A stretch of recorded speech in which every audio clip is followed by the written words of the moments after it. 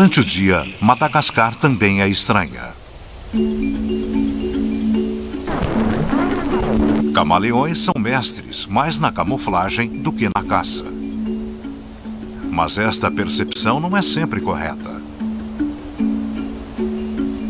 Para capturar a presa, o camaleão pantera tem um arsenal de ferramentas à sua disposição.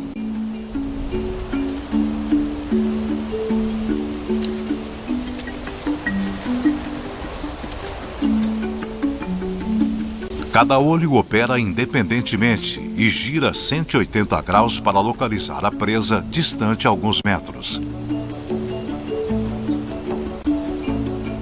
Ele se alimenta de insetos que saltam, voam e correm para uma distância segura. Mas o que é uma distância segura quando você tem uma língua como esta?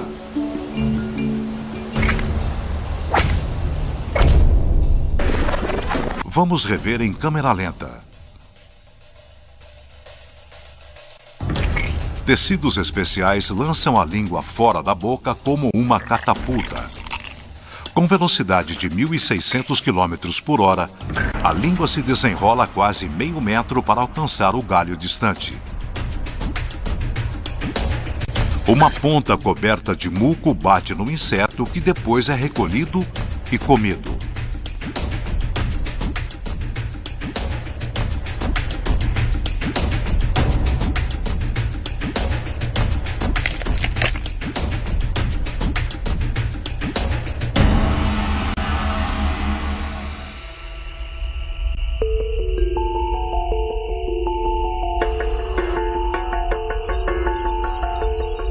Como muitas aranhas, esta fêmea fatal fica acomodada na teia, sua ferramenta para tudo.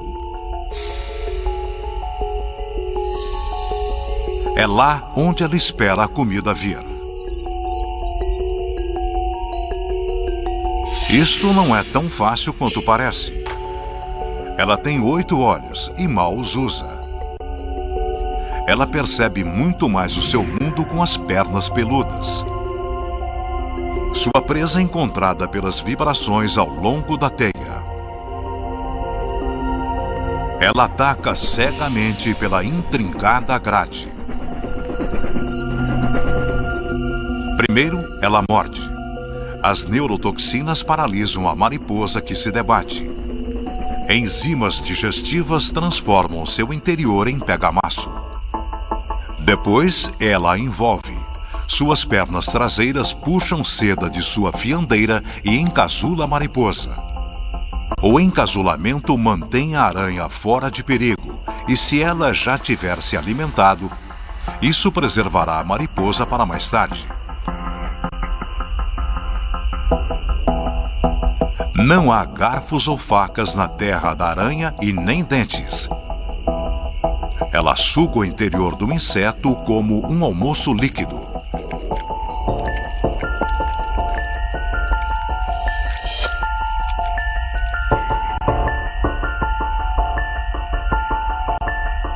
Até o macho da espécie entra no jogo.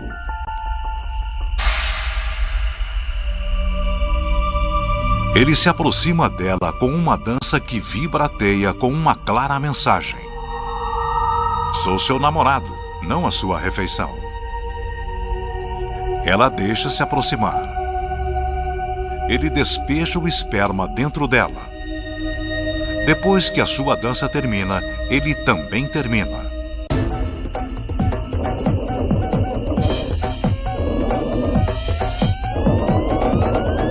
Ela não consegue se conter.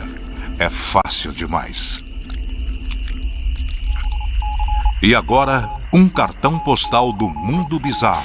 Cartão postal do mundo bizarro. Após um dia difícil perseguido por leões famintos, este hipopótamo precisa de um pouco de mimo. E ele sabe exatamente onde conseguir um tratamento de spa completo. Numa bela nascente no Quênia. As carpas removem pele morta e parasitas. Peixes ciclídeos limpam os pelos de sua cauda. Mas os barbos são os responsáveis por esse cartão postal bizarro. Eles cuidam da parte traseira e são bem zelosos na tarefa.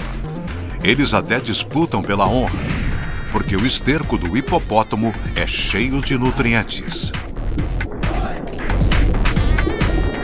Enquanto a sua pele é cuidada e limpa, o mesmo tratamento é dado em sua boca. Ele é um hipopótamo totalmente novo.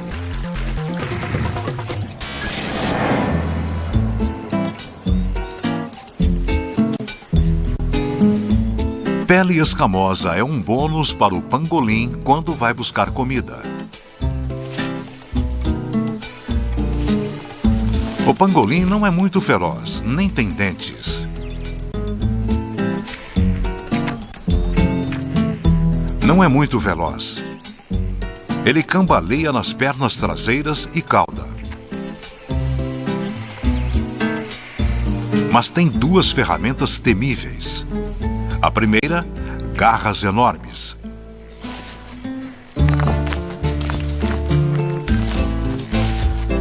São escavadeiras da natureza que extraem pedras e escavam o solo seco e duro. Ele faz isso para um propósito singular: encontrar formigas e cupins. E ao abrir um formigueiro, ele mergulha de cabeça. A segunda ferramenta é a longa língua grudenta que entra em todas as fendas e rachaduras. Sempre lubrificada por uma glândula salivar superativa, a língua colhe milhares de formigas diariamente. As formigas não desenvolveram uma nova forma de defesa do formigueiro. Mantiveram a velha tática: aglomerar e ferroar. Mas as escamas do pangolim são um obstáculo. Suas pálpebras são grossas e os ouvidos e nariz têm válvulas especiais que se fecham quando as formigas atacam. As formigas sobreviventes conseguem se reagrupar e reconstruir. Mas depois que fizerem isso, o pangolim voltará para destruir tudo de novo.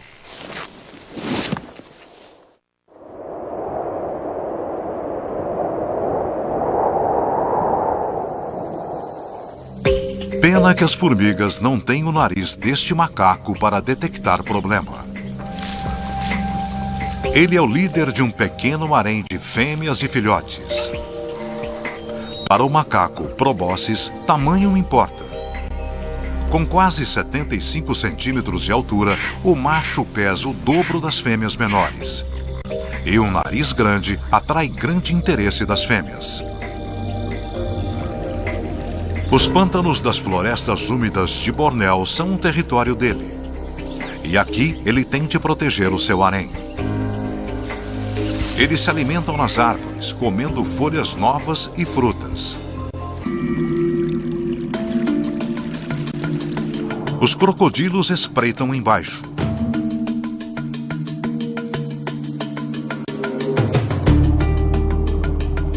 Esta mãe sabe atravessar em silêncio e espirrando pouca água. Mas os filhotes tentam um método diferente.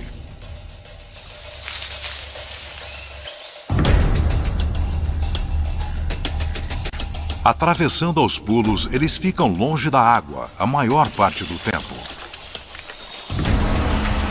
Mas o barulho atrai o crocodilo. E a mãe ainda está no meio da travessia. O macho localiza o crocodilo. O enorme nariz ressoa o alerta de perigo, amplificando-o em cima do barulho da água. A mãe se volta. O crocodilo avança para matar.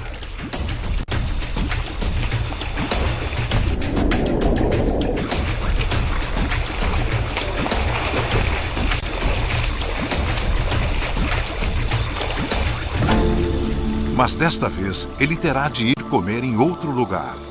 A mãe foi um pouco mais rápida, ganhando por um nariz. O melhor ataque contra ferramentas bizarras é uma defesa louca. Defesas bizarras. Caçadores podem se tornar a caça se não forem cuidadosos. Dói pular algumas refeições, mas dói mais nunca poder comer de novo. Por isso, esses animais desenvolveram algumas defesas surpreendentes: venenos, projéteis e velocidade.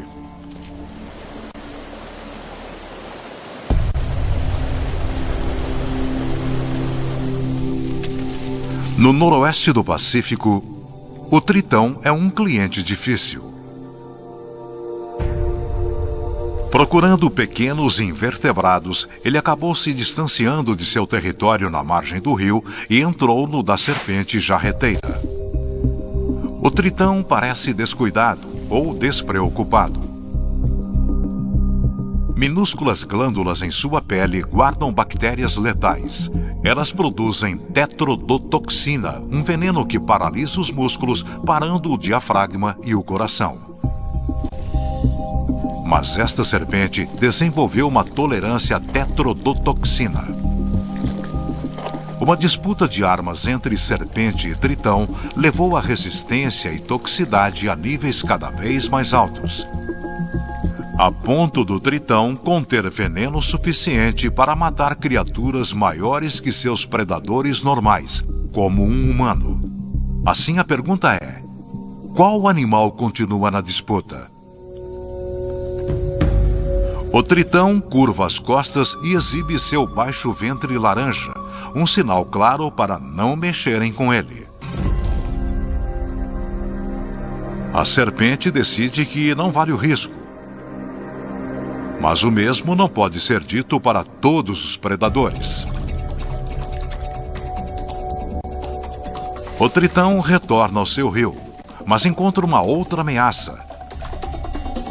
Uma mais próxima da árvore genealógica. Uma rã-touro. A rã-touro é insaciável e não faz distinção.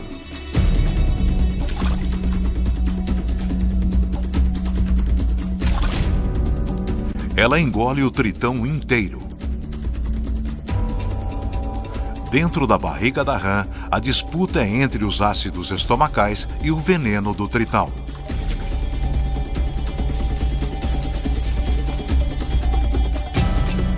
A rã cai e morre.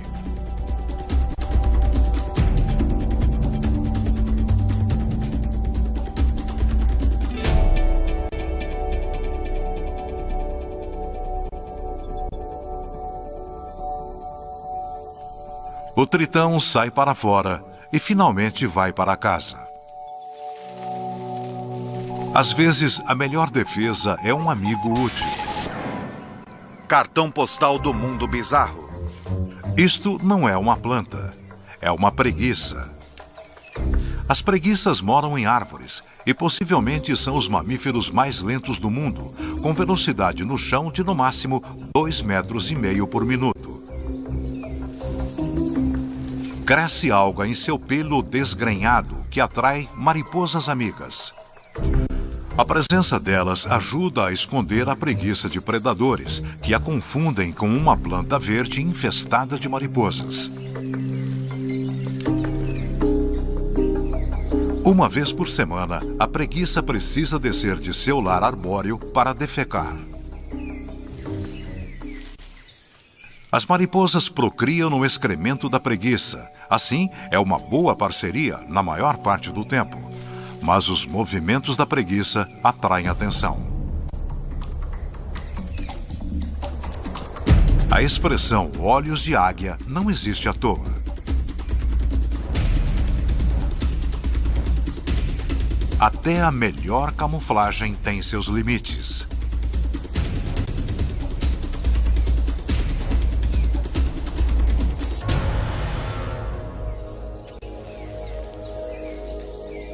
E logo, não resta nada da preguiça.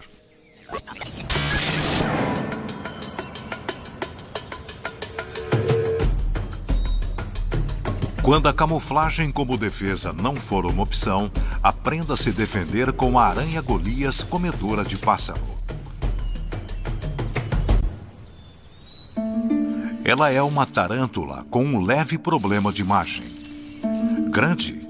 Sim. Tem quase 30 centímetros de envergadura que poderia cobrir a cabeça de uma pessoa. Mas comedora de pássaro? Praticamente nunca. Ela ronda a Amazônia principalmente em busca de insetos e ocasionalmente um sapo ou um roedor como este.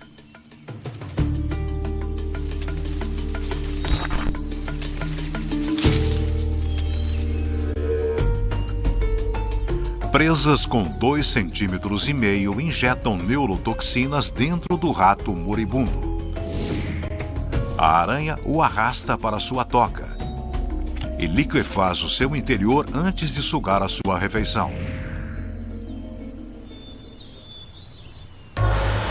Mas este temível predador tem os seus próprios predadores.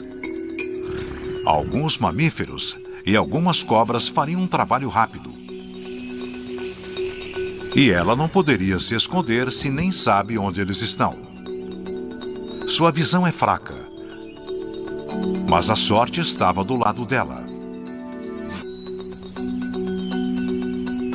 Geralmente, a aranha conta com os pelos sensíveis à vibração para avisá-la do perigo. Esta noite, o perigo vem na forma de um coati. A aranha mostra as presas avisando: se afaste ou será picado.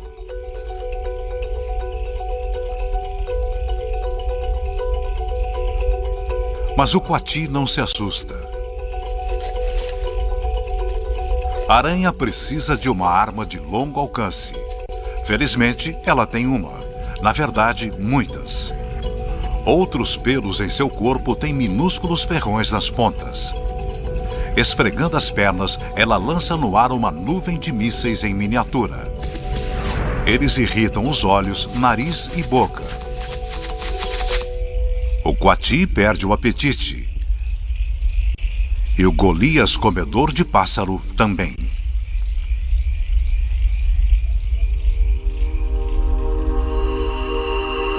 Das selvas da América do Sul, vamos para os desertos da América do Norte. O lagarto de chifre. É também conhecido como sapo de chifre, mas não é nenhum anfíbio. Apenas um réptil solitário com uma estratégia de defesa bizarra. Vamos falar disso num instante. Ele se alimenta principalmente de formigas ceifadeiras, mas não tem nenhum método de caça elaborado. Quando uma fileira de formigas atravessa o seu caminho, ele as pega numa lambida.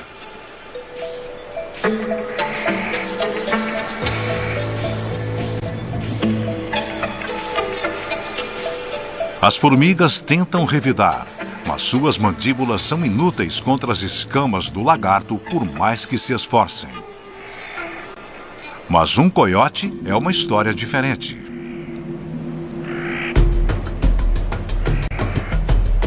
É quando o lagarto usa sua defesa bizarra. Ele usa a sua versão de spray de pimenta. Finos vasos de sangue ao redor dos olhos se rompem sob pressão e esguicham sangue no atacante. Além de ser desagradável, o sangue contém repelentes anticaninos. Enojado e assustado, o coiote foge, deixando o lagarto à espera de mais formigas. Cartão postal do mundo bizarro. Crocodilos são predadores temíveis. Na água.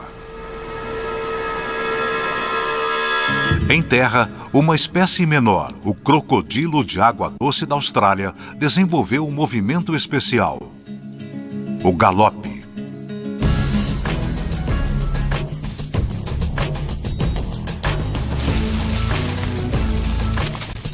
Este é o velocista olímpico da família dos crocodilos, correndo a 24 km por hora.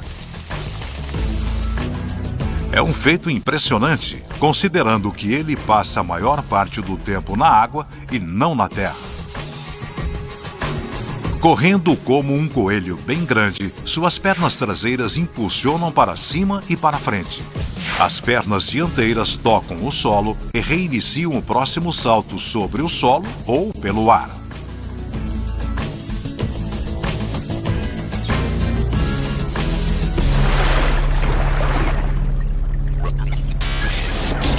bizarro nem sempre acontece por fora. Às vezes, as coisas mais estranhas acontecem por dentro. Comportamento bizarro. Comportamentos, estratégias e hábitos que parecem loucura, talvez sejam mesmo loucura. Como você explicaria a gastronomia venenosa em macacos voadores? Descubra o método por trás da loucura. Nossas improváveis heroínas são formigas lava-pés, um formigueiro com centenas de milhares. Vorazes, persistentes e laboriosas, elas são impossíveis de serem erradicadas enquanto a rainha estiver viva. Mas o formigueiro está em perigo. O rio ao lado está inundando. O dilúvio avança e não resta nada a fazer senão nadar. O formigueiro flutua como uma boia viva.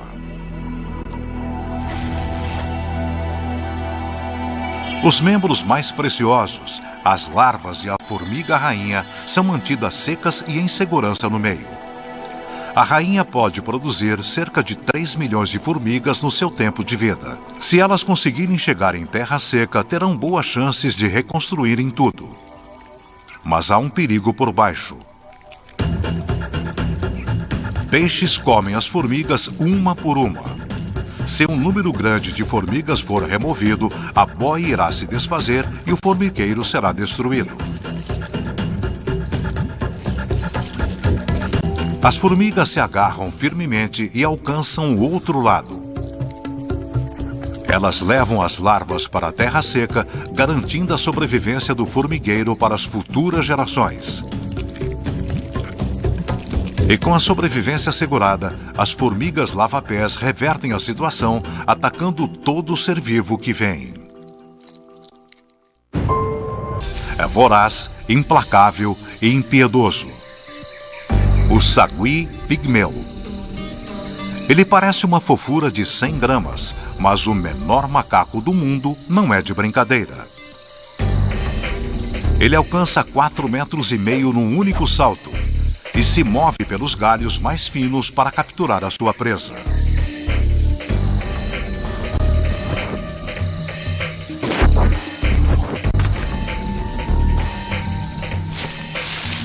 Mas os insetos são apenas um reforço de proteína da tarde. Esta família de saguis obtém sua principal refeição de uma árvore coberta de saliências. As saliências são tecidos cicatrizados que se formaram durante meses de ataques diários desses sugadores de seiva. O sagui se alimenta principalmente de goma. Usando dentes e garras especialmente adaptados, eles abrem as feridas recentemente cobertas e mantêm a seiva escorrendo até a árvore deixar de produzir de tão marcada.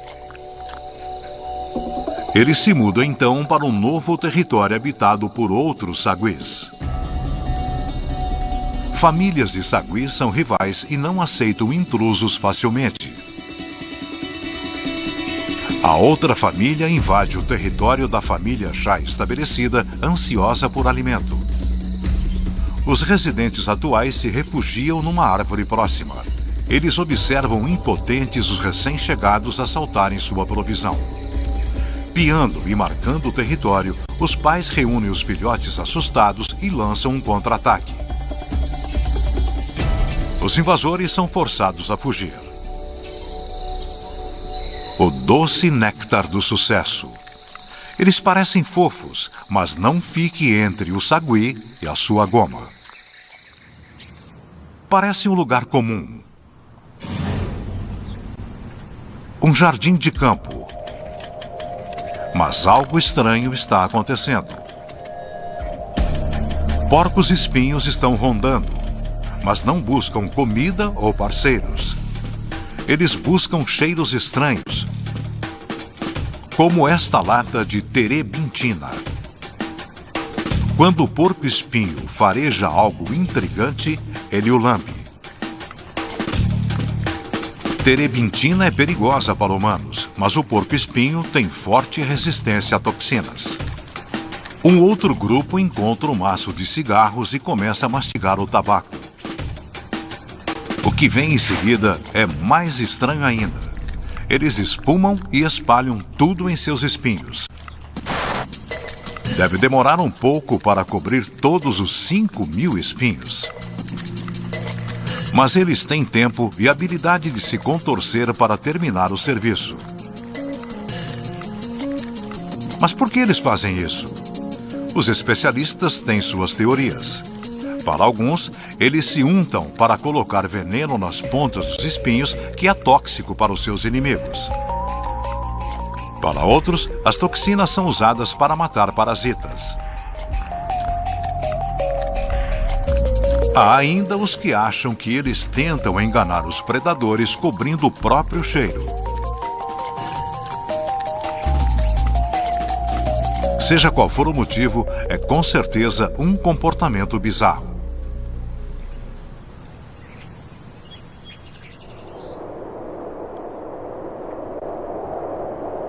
A próxima espécie rara não é coberta de espinhos. Na verdade, é pelada. O rato toupeira pelado, para se manter mais exato, mas não é nem toupeira e nem rato. O seu comportamento é mais estranho ainda. Eles passam a vida inteira praticamente em total escuridão, percorrendo uma rede subterrânea de tocas e túneis.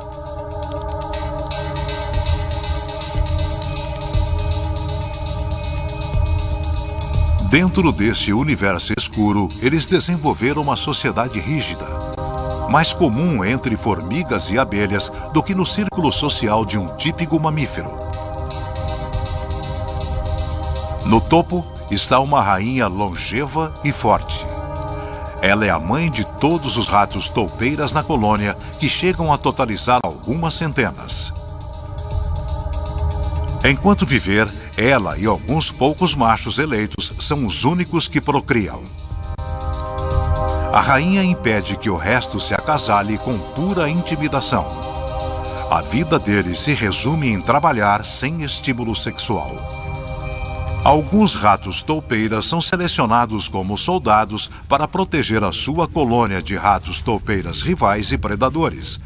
Uma rápida cheirada diferencia o intruso do membro do grupo. Outros ratos toupeiras cuidam dos mais jovens, limpam tocas, cavam túneis e buscam alimento. Os incisivos gigantes ficam fora da boca, assim eles cavam sem comer terra. Eles cavam em equipes. O cavador líder abre o túnel. Os outros vão passando a terra para trás pelo túnel até a superfície. Ir para trás ou para frente é a mesma coisa.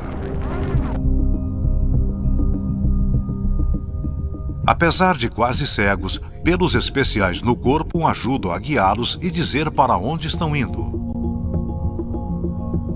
Mesmo quando percorrem os túneis, o status de cada um na hierarquia é claramente visível. Os membros mais velhos da colônia andam na via principal, enquanto os mais novos se movem por baixo. Os túneis têm alguns centímetros de largura, mas uma colônia completamente formada pode se estender por quase 1 quilômetro. Todo este trabalho é realizado para encontrar o principal alimento deles, os tubérculos espalhados pela savana.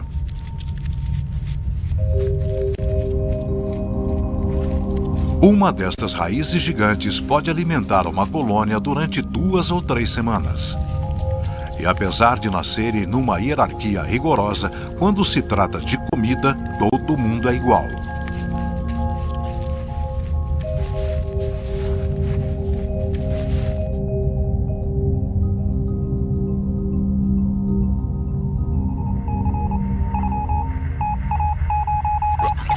Cartão postal do mundo bizarro.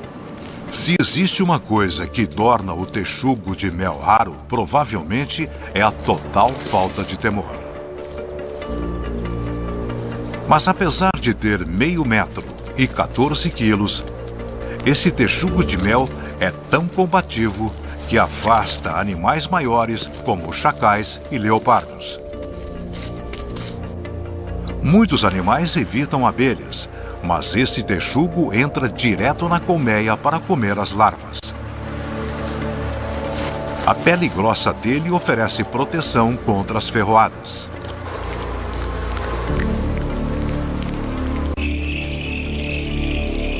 Mais tarde, o texugo localiza uma víbora ariete com uma presa recém-morta.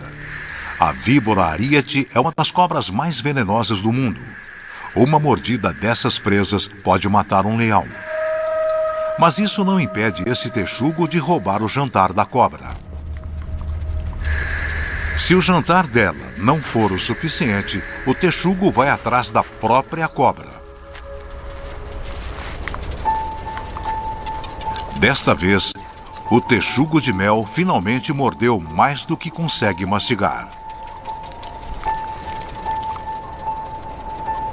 E parece ter morrido. Mas 2 horas depois, ele levanta como a fênix das cinzas. E voraz como sempre, volta para a sua refeição.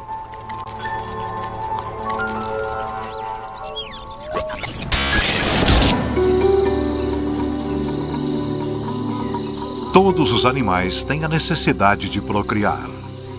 No jogo da vida, quem reproduz, vence.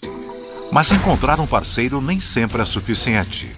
Reprodução bizarra. Os pais fazem o que for preciso para dar à prole uma vantagem na batalha pela sobrevivência. Ela está guardada dentro de bolsas e escondida no subterrâneo, limpa, desmamada e carregada por aí. E alguns pais até morrem pelos filhotes não nascidos.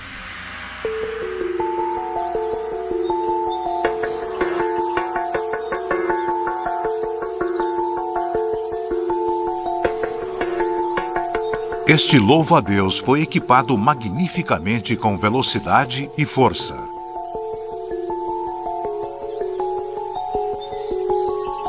E tem um apetite voraz por outros insetos. Talvez um pouco voraz demais para este macho. É outono e ele está se sentindo alegre. Mas o tempo não está do seu lado. Ele precisa acasalar antes da chegada do inverno. Esta é a sua melhor chance. Uma fêmea bem alimentada tem boas maneiras. Ele se agarra ao tórax bem formado dela e cautelosamente insere esperma em seu abdômen. A fêmea espera pacientemente. Ou está com fome. Ele tem todo o tempo para imaginar. Acasalar pode durar horas. Mas não desta vez. Ela devora a cabeça dele. Isto não interrompe o romance deles. Seus espasmos agonizantes aumentam a quantidade de esperma liberada. Quando a fêmea tiver recebido o suficiente, ela se solta e se livra dele. Um destino cruel? Não necessariamente. Diferente de milhares de outros louva-a-Deus que morrem cedo, ele conseguiu procriar. No jogo da vida, é uma grande vitória. Mastigar o corpo dele acrescentará nutrientes para ela usar quando botar os ovos. Cerca de 200. Eles ficarão aqui durante o inverno e chocam na primavera.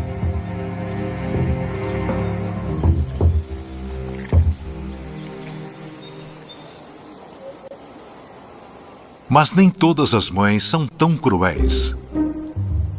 Cangurus cinza gostam de manter sua cria próxima. Bem próxima. Um bebê canguru fica na bolsa da mãe durante quase 1 ano. Mas ele chegou lá numa jornada estranha e aflitiva. Com 1 mês, o bebê canguru tem quase 2 centímetros e emerge de um dos 2 úteros da mãe. Depois de sair de seu corpo, ele se agarra no pelo dela. E apesar de ainda não ter desenvolvido olhos, instintivamente conta com suas pernas dianteiras para subir até a bolsa.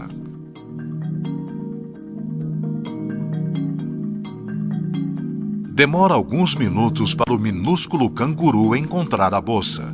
Em minutos ele a alcança e se agarra na teta da mãe.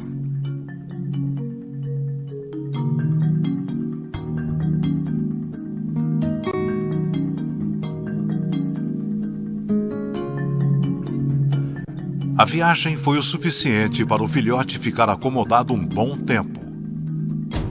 Nos próximos meses, ele vai crescer dentro da bolsa.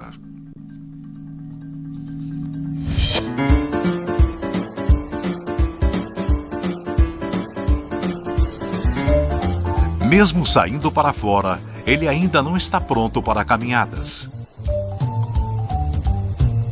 Por mais 9 meses, ele vai contar com a bolsa da mãe para abrigo, transporte e proteção, se perceber perigo.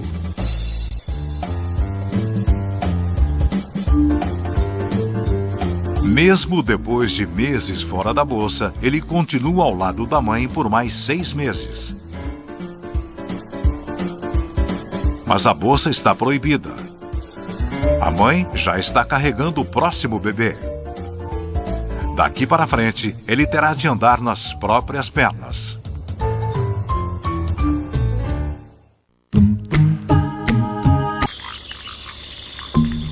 Um bebê é o início de algo especial. Geralmente de jantar. Pergunte a qualquer girino. Esta fervilhante delícia é a refeição favorita de insetos, peixes e até um do outro. Este é um girino raro e resistente que cresce para sair da água. Na sua floresta natal da América do Sul, a rã de Darwin parece uma folha acima do peso. Mas nem todo o peso extra é dela. O saco vocal do macho é reservado para outro propósito: criar a prole. A fêmea vai botar de 3 a 7 ovos. E deles saem girinos que são engolidos pelo pai até estarem prontos para se arranjarem sozinhos.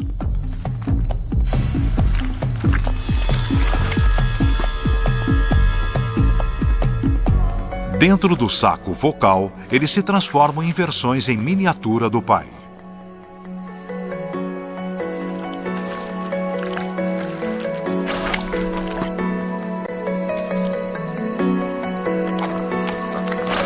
É uma vida protegida. Eles não saem muito, mas sobrevivem.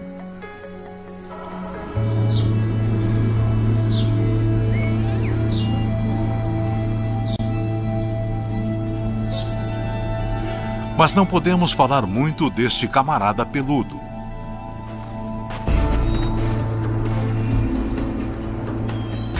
Sua morte é uma bonança para a próxima criatura rara, o besouro coveiro.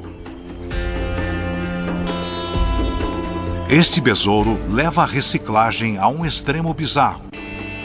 Para este inseto empreendedor, um cadáver é o lugar perfeito para criar uma família.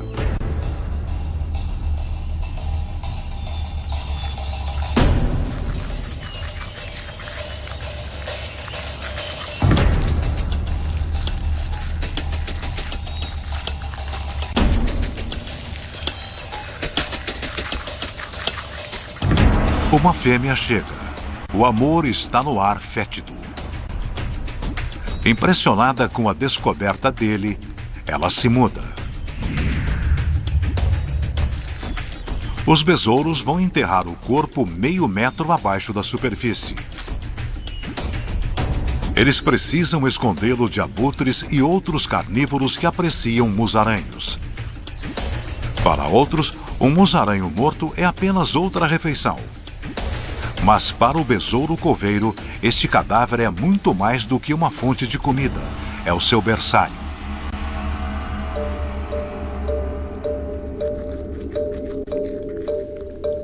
Enterrar é apenas o primeiro passo num longo processo de remodelagem. As mandíbulas arrancam a pelagem.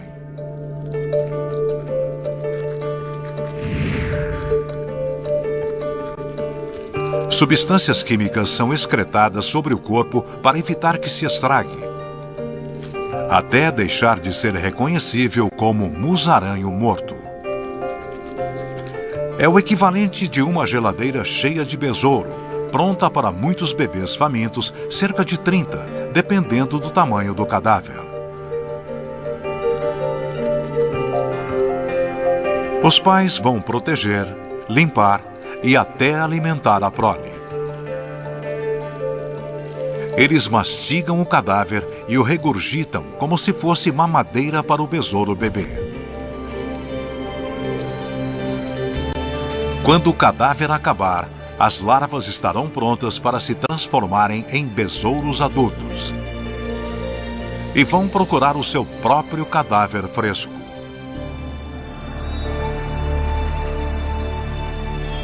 O besouro coveiro e seu bizarro berço cadáver dificilmente pode ser superado. Mas a competição foi bem acirrada.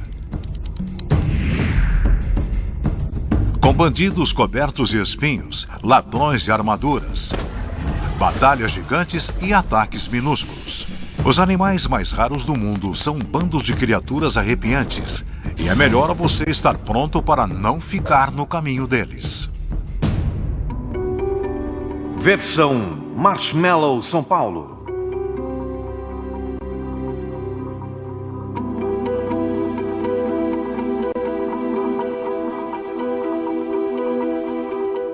Tal fica acomodada na teia, sua ferramenta para tudo. É lá onde ela espera a comida vir. Isto não é tão fácil quanto parece. Ela tem 8 olhos e mal os usa. Ela percebe muito mais o seu mundo com as pernas peludas. Sua presa é encontrada pelas vibrações ao longo da teia. Ela ataca cegamente pela intrincada grade. Primeiro, ela morde. As neurotoxinas paralisam a mariposa que se debate. Enzimas digestivas transformam seu interior em pega-maço. Depois, ela a envolve. Suas pernas traseiras puxam seda de sua fiandeira e encasula a mariposa. O encasulamento mantém a aranha fora de perigo. Ela não consegue se conter. É fácil demais. E agora, um cartão postal do mundo bizarro. Cartão postal do mundo bizarro. Após um dia difícil perseguido por leões famintos, este hipopótamo precisa de um pouco de mimo. E ele sabe exatamente onde conseguir um tratamento de spa completo. Numa bela nascente no Quênia. As carpas removem pele morta e parasitas. Peixes ciclídeos limpam os pelos de sua cauda. Mas os barbos são os responsáveis por este cartão postal bizarro. Eles cuidam da parte traseira e são bem zelosos na tarefa. Eles até disputam pela honra, porque o esterco do hipopótamo é cheio de nutrientes. Enquanto a sua pele é cuidada e limpa, o mesmo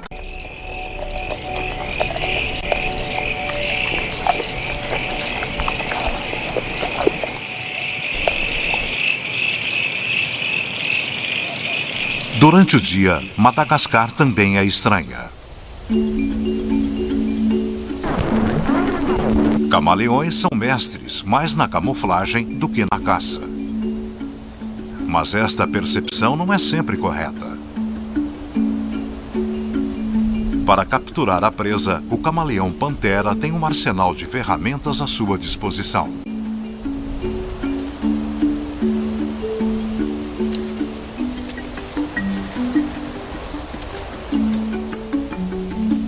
Cada olho opera independentemente e gira 180 graus para localizar a presa distante a alguns metros. Ele se alimenta de insetos que saltam, voam e correm para uma distância segura. Mas o que é uma distância segura quando você tem uma língua como esta?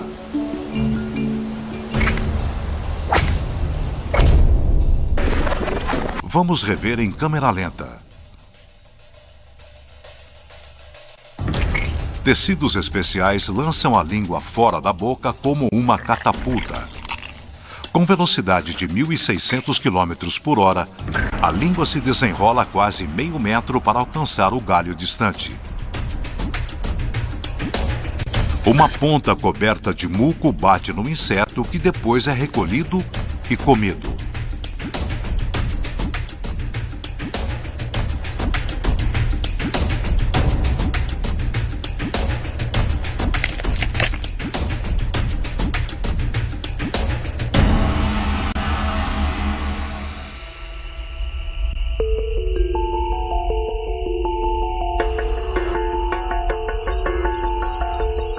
Como muitas aranhas, esta fêmea e se ela já tiver se alimentado, isso preservará a mariposa para mais tarde.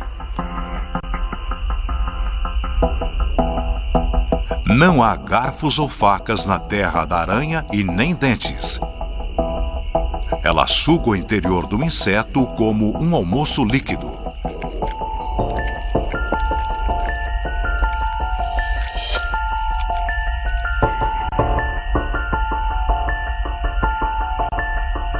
Até o macho da espécie entra no jogo.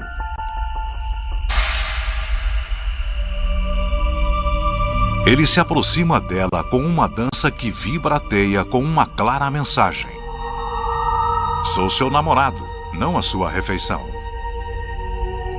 Ela deixa se aproximar. Ele despeja o esperma dentro dela. Depois que a sua dança termina, ele também termina.